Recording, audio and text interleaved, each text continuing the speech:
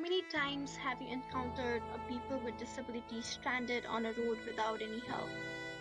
Because of the poor environmental accessibility, people with disabilities cannot perform their daily activities. So, what is a disability?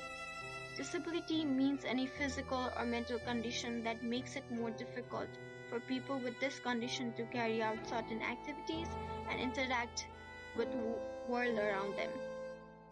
More than 1 billion people live with a physical, sensory, intellectual, or mental health impairment, significant enough to make a difference in their daily lives.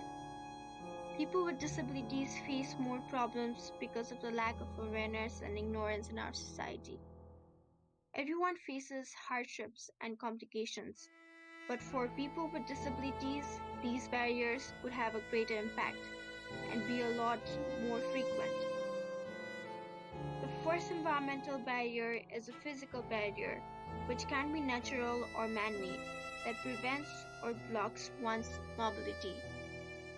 For example, steps or curves that prevent a person with a walking limitation from entering a building or getting onto the sidewalk, a door being too heavy to open for a person in a wheelchair, and uneven sidewalks.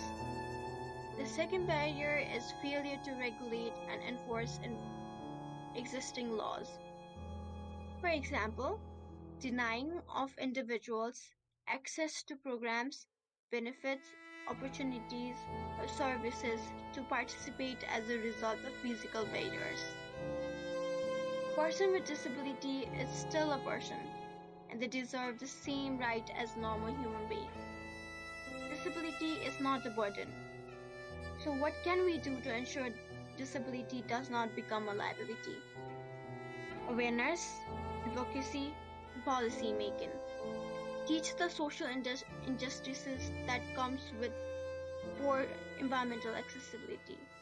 The American Association of People with Disability, a converter, connector, and catalyst for change and increasing the political or economic power with disabilities.